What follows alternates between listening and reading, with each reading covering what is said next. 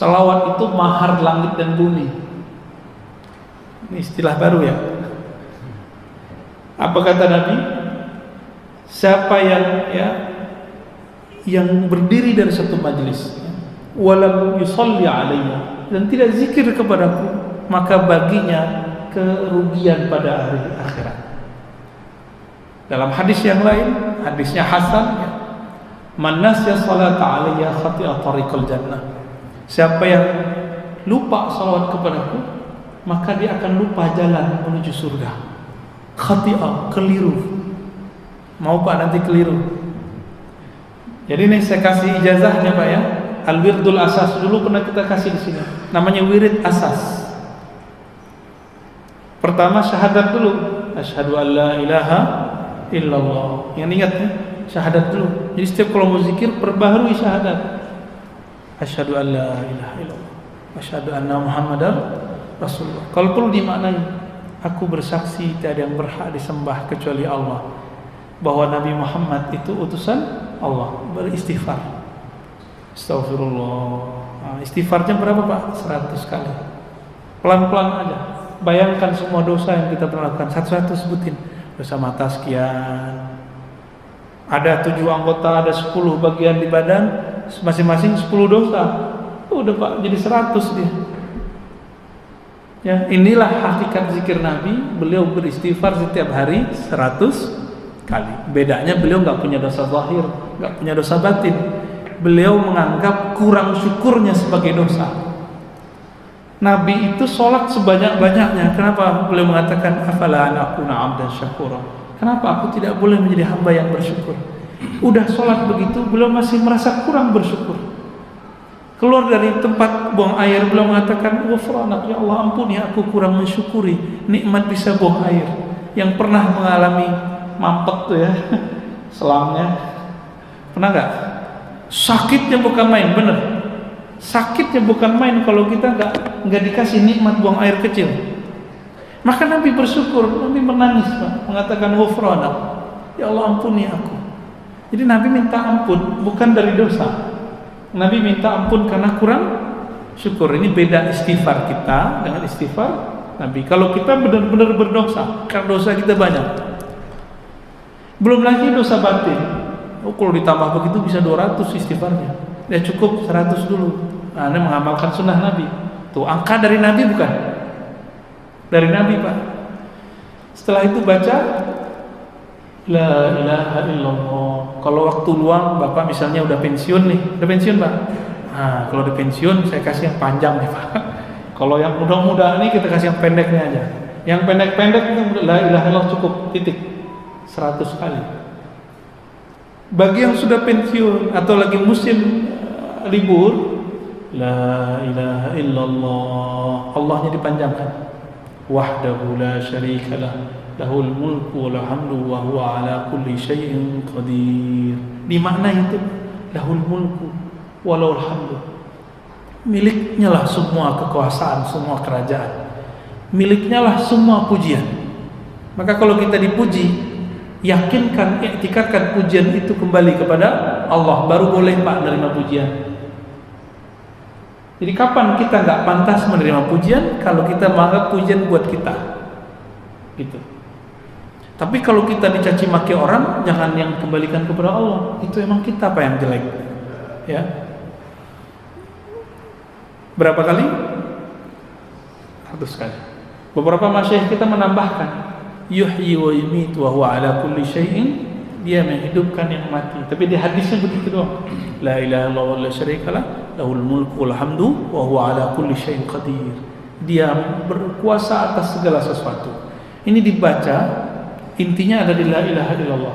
Kalau Bapak nggak fokus di kalimat setelahnya, cukup baca la ilaha illallah. Berapa kali? 100 kali. Yang nggak sempat lagi duduk, habis sholat, buru-buru mau kerja, ya di motor, di mobil boleh. Ya. Terus yang ketiga, karena semua zikir tanpa sholawat tidak sampai kepada Allah, maka wajib sholawat. Jadi sholawat itu bagi saya bukan sunnah Pak. Yang bilang sunnah udah lewat ya. Sholawat itu wajib hukumnya. Kenapa wajib? Bahkan lebih wajib dari sholat. Sholawat itu lebih wajib dari sholat. Kalau nggak ada sholawat, sholawat nggak naik. Kalau nggak ada sholawat, sholat tidak naik. Baru dengar antum ya, sholawat lebih wajib dari sholat. Bid'ah nggak nih? Yang sering dibaca oleh imam, Innallaha wa malaikatahu yusholluna 'alan nabi. Sesungguhnya Allah dan para malaikat bersalawat kepada Nabi. Wahai orang beriman, ya allazina amanu sallu 'alaihi wa sallimu taslima. Wahai orang beriman, kalau engkau percaya kepada Allah, percaya malaikat Allah, bersalawatlah kepadanya dan ucapkan salam rindumu. Allah sholat nggak Pak? Sholat kayak kita nggak Allah? Saya mau nanya serius. Jawab dong. Allah sholat subuh nggak? Allah haji nggak? Allah zakat nggak? Nggak ya. Tapi Allah sholawat. Jika Allah bersolawat, maka sholawat itu apanya sholat?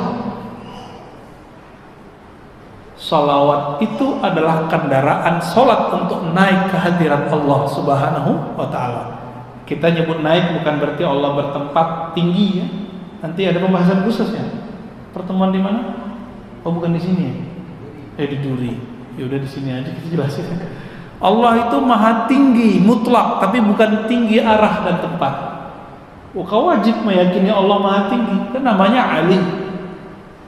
Karena ia bukanlah benda, maka ketinggiannya bukan arah.